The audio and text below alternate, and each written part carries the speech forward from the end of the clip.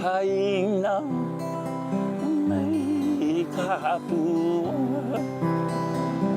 Well, like many funding shortfalls, it'll take a collaborative effort from people across the various sectors, like the private sector, even the public sector, and by that I mean the legislature, when they understand and become aware of the funding shortfall. Because when I talk to people across the state, it's clear that not everyone understands or knows about the challenges faced by Lanai and Molokai high schools. I got paid $1,500 a season. I ended up usually spending about $3,500 out of my pocket. Here, the basketball shoes, they use them not just for basketball, but use them for hunting, fishing, go crabbing and whatever.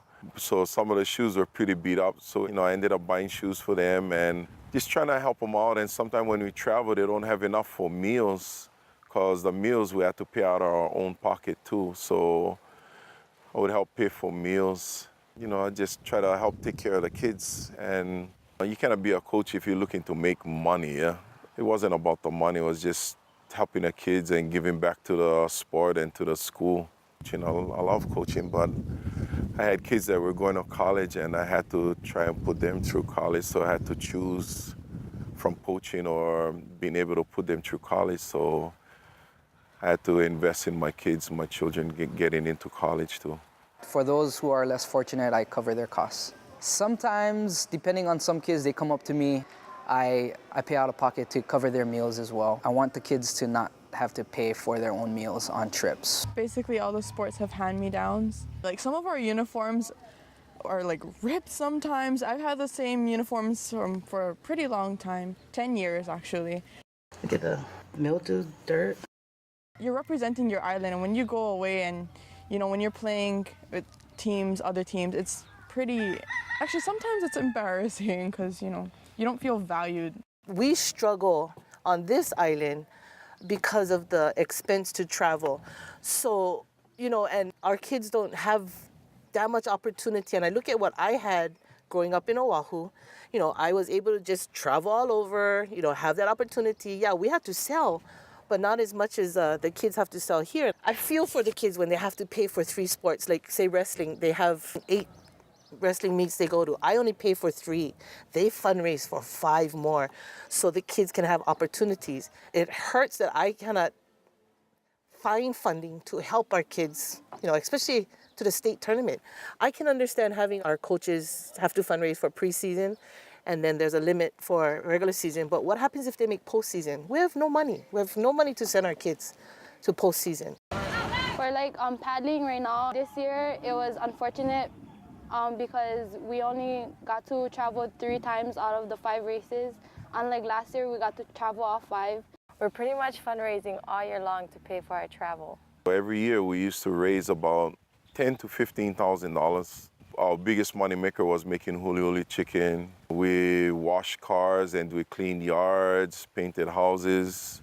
We did all kinds of stuff, sell Molokai bread. We did whatever we could to make money. Molokai people are terrific. They always give when it comes to the kids. Even though we don't have a lot of money here, people have always given. A lot of times you feel bad because you hit in the same pockets. Everybody on Molokai is having a hard time because we all have the same problems of not having enough resources, and we're all trying to fundraise and get enough money to do what we can. So we all see the same people over and over again. We always ask them for money. They're always supporting us and they're always willing to give. But after a while, they have to stop because they can't give out that much. They have to support themselves too, so it gets hard.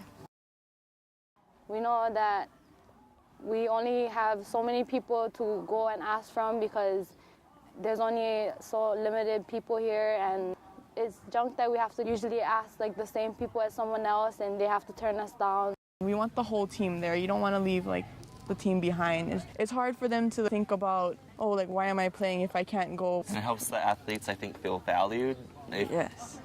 Why do you play sports if it costs so much, and sometimes some kids have to stay home? So it's we need the money because we don't want other kids to be left behind. First, it's a hustle, it's a sacrifice because you do your full-time job after work, and then you do whatever you prefer to fundraise to meet the needs. Then it's pay off. It's pay off what you do for your kids.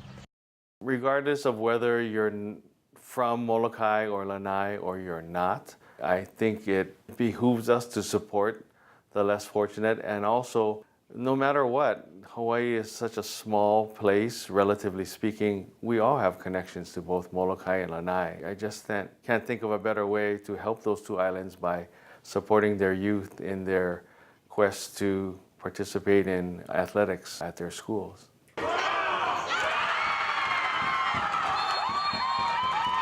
When it comes to Molokai and Lanai high schools, I certainly don't think they're asking for more than they need.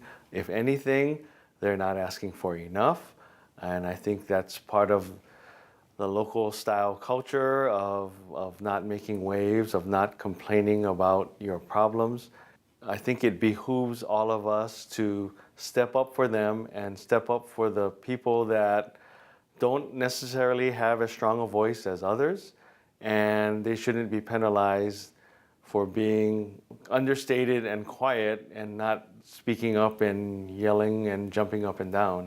I think it's really hard to understand the challenges that Lanai and Molokai go through with the travel, getting out of school, getting on a boat, and then coming off the boat and then expected to compete at a very high level.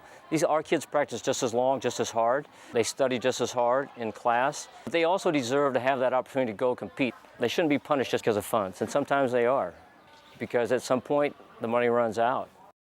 Haina, mai ka pua.